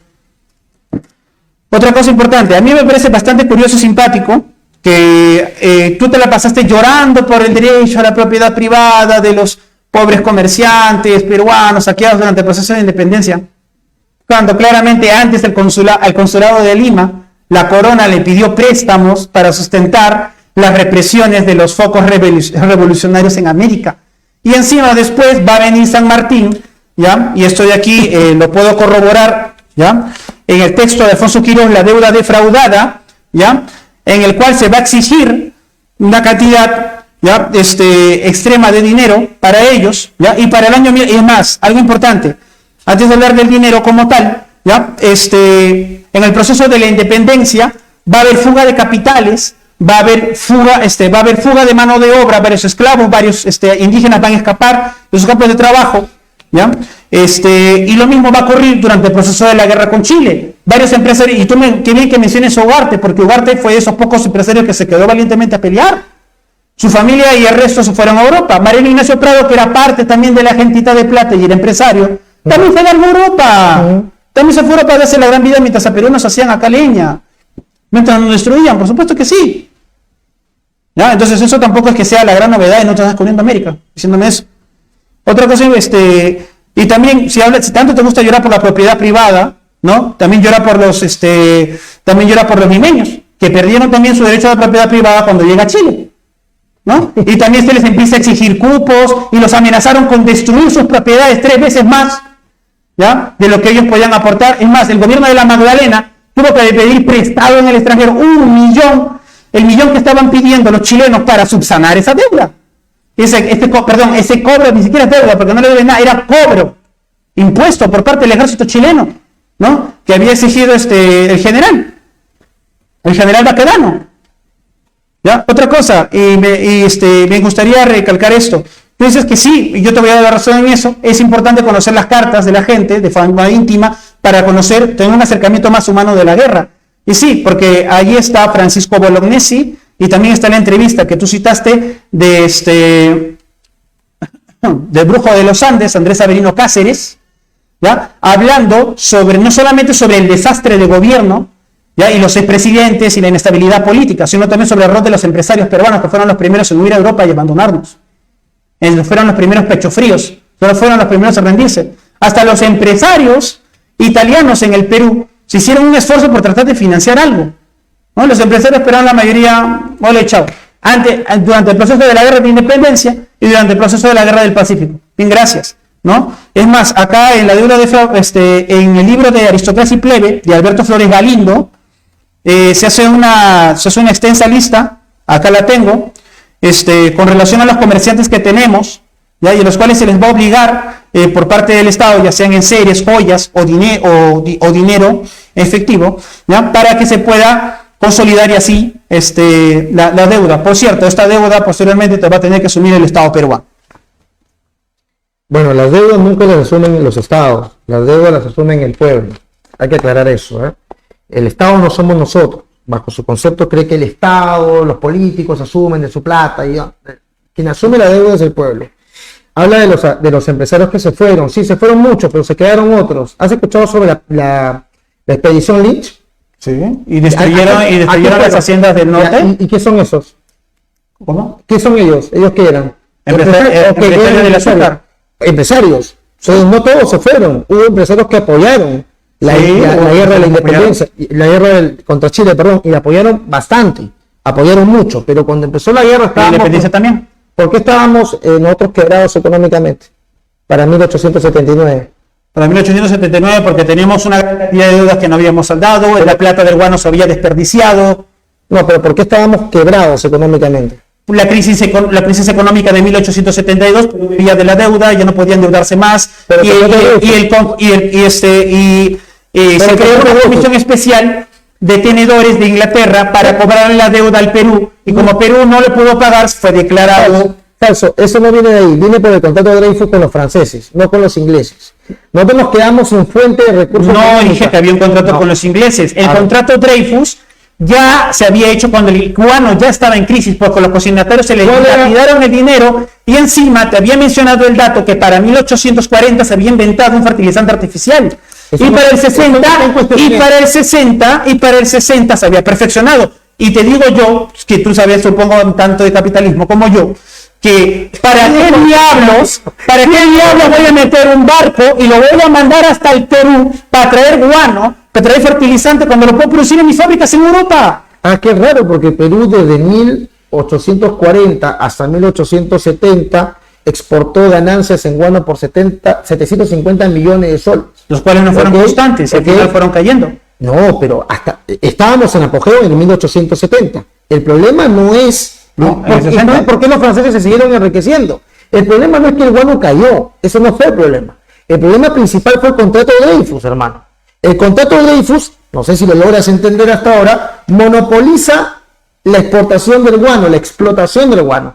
Pero lo monopoliza porque ya estaba en crisis. No, porque el Estado se lo da. Porque el Estado sí que genera el Estado se lo da porque ya no era rentable seguir vendiendo el guano con los consignatarios, los cuales vendían el guano subvaluado. No, señor. La deuda que teníamos con los consignatarios era enorme. Y Nicolás de Piedra le intenta encontrar una solución al problema. El contrato de Dreyfus, vamos a explicarle a la gente para que lo entienda, equivale a Dreyfus compra la deuda de los 200 consignatarios. O sea, solamente le vamos a deber a Dreyfus. 2. Dreyfus nos podía adelantar pago del guano que estaba en las islas de Chincha. 3. Además, nos podía prestar dinero. El Perú, un país inmaduro políticamente hablando, ¿qué va a hacer? Ahora no le debemos a 200, le debemos solamente a uno. A los franceses, no a los ingleses, no a los norteamericanos, a los franceses con los que nos llevábamos muy bien y que tenían la colonia más grande en el Perú. Porque los ingleses eran 362, con datos del censo de la época. Ahora, si vamos al detalle, el contrato de Dreyfus, lo que debería de haberse usado es para poder generar ingresos. El concepto de José Balti Montero fue de ferrocarrilizar todo el Perú. ¿Y quién construyó los ferrocarriles?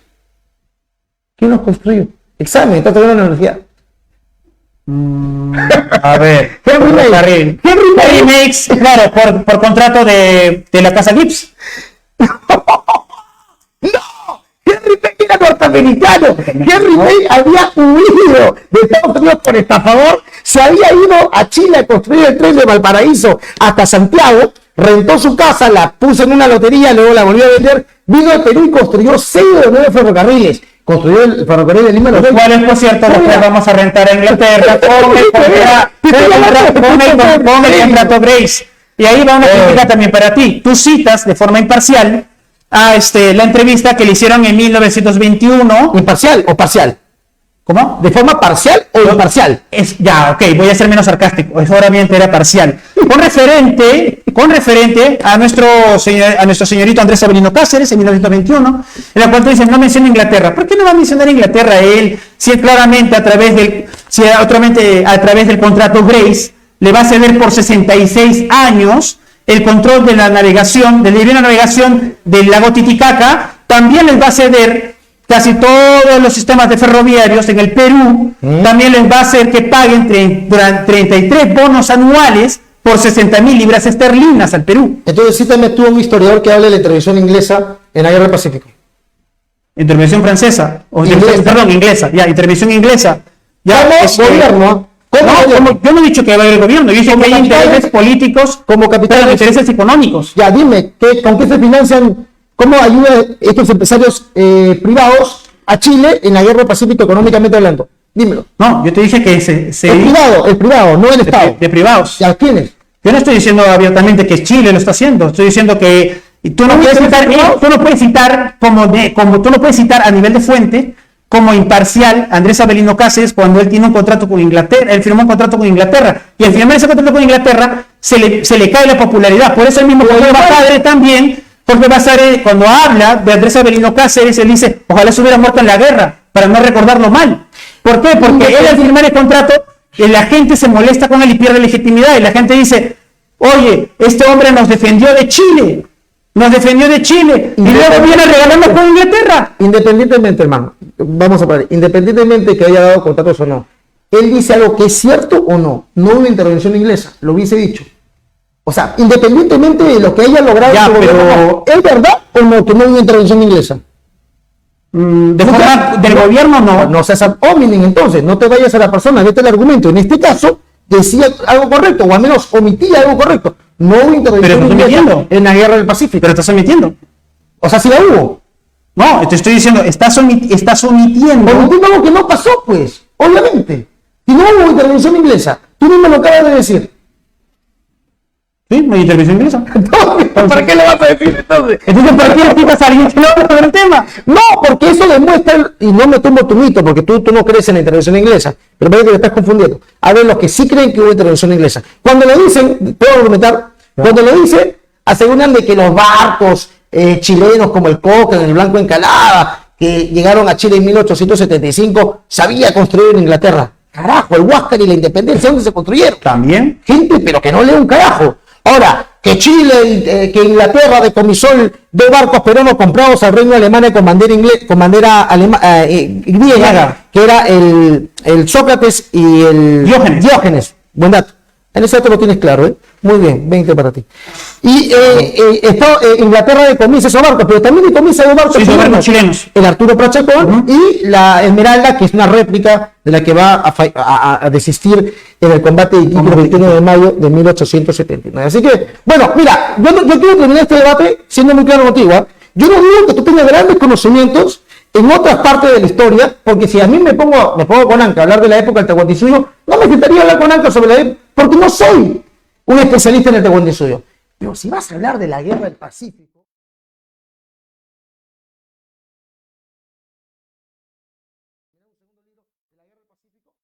aliméntate de conocimiento. Te va a gustar aprender, te va a gustar mucho. Y otro tema me puede destrozar de repente, intelectualmente hablando, obviamente, ¿no? Pero en este tema de la Guerra del Pacífico, ¿cuál es tu nombre? ¿Daniel Varaz? Daniel, disculpa que me he olvidado. En este tema de la Guerra del Pacífico no tiene los conocimientos que yo esperaba. Yo esperaba a alguien que hubiese leído, pues, a los historiadores que he citado. A Clement Markham, un inglés peruanista que hablaba de la Guerra del Pacífico, que narraba a Guillermo Y por Torres. eso no lees a Heraclio Bonilla. No, porque no me gusta el sesgo político que tiene. Tengo la libertad y no leo. ¿Cuál es el sesgo político de Heraclio Bonilla en Buena y Burguesía en el Perú? ¿Cómo se llama su libro? Buena y Burguesía en el Perú. ¿Por qué no lo lees? o sea, he visto reseñas de su libro Ya, y he escuchado cuéntame. críticas de su libro, no lo he leído, y he escuchado Ya, críticas yo sí de lo su leí. libro. Cuéntame. Y no tengo el antojo de leerlo, porque él no es especialista netamente en la guerra del Pacífico. O sea, él no tiene un libro que hable de la guerra del Pacífico. Habla del guano, que es importante, pero yo ya había leído a Basadre, ya había leído de Lepiani, a Vargas Ugarte, a Vargas Hurtado, que habla de la batalla de Arica. He leído chilenos, ¿por qué no? O sea, ¿por qué no leer a Molinari? ¿Por qué no leer a Vicuña Maquena? Vicuña A Maquena, Celso sí. Villalobos. A Villalobos está superado, ni siquiera los chilenos mismos se lo toman en serio. Bueno, recibió la medalla de la Biblioteca Nacional Chilena, o sea. El Estado puede hacer lo que se le dé la gana porque el Bueno. Estado está controlado por gente que busca sostener y defender su propio discurso nacional. Ok, como Pedro Castillo, exactamente. A mí me da igual Pedro Castillo, soy un Ok, artista. por eso no me digo. Bueno, que termine esto, por favor. Muy bien. Ok, palabras finales. Muy bien, voy a tomarme la molestia de dar palabras finales. ¿Ya? Miren, yo en realidad yo no cuestiono datos, yo cuestiono interpretaciones. Los datos siempre van a estar allí y yo no soy enemigo de los datos, por si acaso. ¿Ya? Cuando hablamos de historia no solamente tenemos que ametrallarnos sobre datos y más y más y más, sino también los datos sí son relevantes, son la materia prima con la cual se van a generar también los puntos de interpretación. Sin embargo, ¿ya? Hay que tener bien en claro los conceptos cuando hablamos de temas económicos. ¿Está bien? Principalmente los relacionados con el mercantilismo, porque confunden mercantilismo con capitalismo. Sí, el mercantilismo es una etapa del capitalismo, pero en el siglo XIX ya no se puede hablar tanto de mercantilismo como tal. ¿No? Juan y Burguesía, en el Perú, también critica justamente eso. Hay una relación capitalista en el tema, ¿no? Y es más, el capitalismo del siglo XIX va a generar dos tipos de capitalismo. El capitalismo central, que se basa en las ciudades metropolitanas, en la metrópolis, y el capitalismo periférico, que han sido modelos de imperialismo colonial que se han venido replicando y modificando con el tiempo hasta el día de hoy. ¿Ya? Quería concluir con la reflexión del tema de la guerra con Chile, que tengamos análisis mucho más completos y holísticos con respecto al tema, porque me da gusto que tengas que admitir varias cosas, pero me gustaría que las dijeses en primer lugar. No, tú dijiste, tú normalmente en tus videos o en tus expresiones públicas criticas duramente al gobierno. Yo también lo critico duramente al gobierno. El gobierno metió la pata hasta el fondo. No había unidad en el mando militar, había división política, había crisis económica, todo por un mal manejo. Pero ese Estado era controlado por los empresarios, que justo esos empresarios, esos consignatarios del guano, los que nos van a llevar al desastre político, económico y militar que fue la guerra con Chile, ¿no? Y a los cuales no te gusta mencionar ni criticar, solamente una cita ligera y queda prácticamente allí. Hay que criticar también eso, ¿no? Criticar el rol del Estado y del empresariado. ¿Cuál es el rol del empresariado en el Perú moderno? ¿No? La derecha en el Perú no es libre mercado, no apoya el libre mercado, ellos son parte de un lobby y todo lo demás, ¿no? Entonces les invito a que a través de esta conversación que hemos tenido aquí con el profesor sobre ruedas, ¿no? Hagan un análisis, una reflexión histórica, no solamente para hablar cositas del pasado, sino también sobre la forma en la que observamos el presente y posteriormente también el futuro. Sus argumentos, profesor, tiene, aparte de los 5 minutos de argumento, tiene 3 minutos adicionales Bueno. para palabras finales y termina con 3 Ok, minutos. a ver, para terminar con esto, cuando él dice que yo critico al Estado y no a los consignatarios, a ver, tienes a un grupo de ladrones en el Estado y tienes a empresarios que el Estado, esos políticos le dicen, préstame plata porque tengo una guerra civil. Y los consignatarios le dicen, no tengo tengo para prestarte, pero te voy a cobrar interés. El empresario te va a prestar plata las veces que quieras. El Estado se prestaba plata que no iba a pagar, porque quienes pagan al final esos préstamos son el pueblo. Los consignatarios prestaron dinero y luego fueron a cobrar. ¿Quién tiene la culpa de que pedir prestado? El Estado, pues, los políticos. O sea que si a mí viene alguien y me pide plata, Anca viene y me pide que le preste 1.000 soles y no se lo va a prestar, se lo presto y le cobro 20% de interés todavía, soy recontra usurero. Ese no es el problema va a ser de Anca que se prestó no mío, al final. Bueno, y obviamente lo que tú describes es mercantilismo, el mercantilismo sigue hasta la actualidad, y yo como liberal repudio el mercantilismo no es positivo, es malo, a pesar de que hay ligeras libertades en lo económico, no son las suficientes que pedimos nosotros los liberales, no son las suficientes que pedimos los liberales. Y toda esta derecha que ustedes hablan, que nos ha gobernado durante 200 años, creo que deberían admitir con una excepción de Velasco y una excepción del primer gobierno de Alan, por lo menos, ¿no?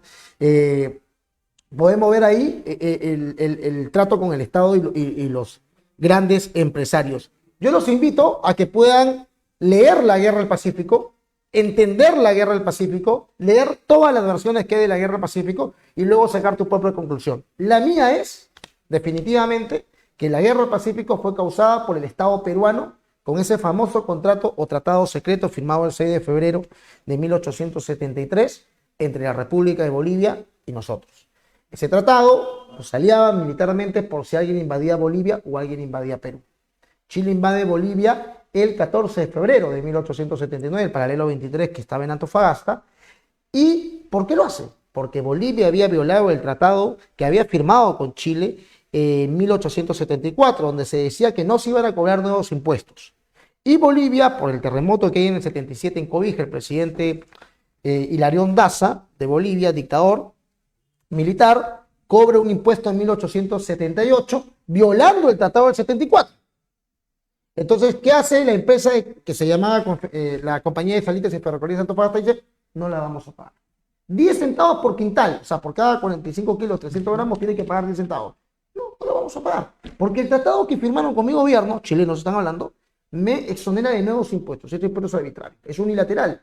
Y no lo pagan. Un año después, el 1 de febrero de 1879, estos 10 centavitos se convirtieron en 80.000 pesos. ¿Qué hace la empresa, el gobierno boliviano? Expropia con militares lo mismo que hizo Velasco el 9 de octubre de 1968 en Talara con la International Petroleum Company o la IPC, exactamente lo mismo hace Hilarión Daza con la Compañía de Salitres y Ferrocarriles de Antofagasta en 1879. El 14 de febrero lo iban a poner a remate. Ahí viene, ¿en qué país iba a comprar esto? El Perú. Si yo le echo toda la culpa a Chile, si yo le echo toda la culpa a los empresarios, estoy lavándole la cara a alguien, a esos políticos hijos de mil putas que son los que nos han llevado a la mierda durante todo este tiempo y que siguen creyendo que ellos son los legítimos administradores de los recursos naturales. ¿Qué tuvimos con el caucho? ¿Qué pasó con el caucho? Este líquido de los troncos que se extrae de los troncos de los árboles de la selva. No le regalamos el acre a Brasil en 1909 con el gobierno del mercantilista Augusto B. Leguía. ¿Qué pasó con el petróleo de Sucumbíos? Habiendo ganado la guerra a Ecuador en 1941. ¿Qué ha pasado con el oro, la plata, el cobre, el petróleo? Nunca nos ha favorecido. Los políticos, el Estado, los políticos son representación de ellos, quieren los recursos naturales específicamente para eso. ¿Para qué? Para llenarse los bolsillos. Mientras los peruanos seguimos peleándonos con los chilenos, peleándonos con los bolivianos, peleándonos con los norteamericanos, peleándonos con los ingleses. No, carajo, no es una pelea de los de arriba. Que se maten ellos, nosotros no somos enemigos. No somos enemigos, nunca lo hemos sido, y si es que nos han alimentado de enemistad, por eso que mi libro se llama Perú, Chile, Historia de la Enemistad, es por culpa de los políticos de mierda. Bien, antes de que pase Daniel, tiene...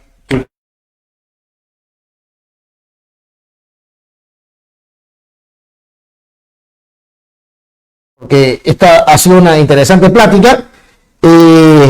Eso demuestra que por más que estemos en las antípodas, y voy a decir algo públicamente, y no es patería, ANCA me ha tratado y tengo una amistad mucho más genuina que con muchos libertarios hijos de puta. Así que hay una transparencia en ANCA que, a pesar que me han pedido que lo changue por el tema del huevo y esto, no lo voy a hacer. No lo voy a hacer, así que no hay problema. Quiero agradecer también a Estacio, que ha sido un moderador imparcial, no parcial.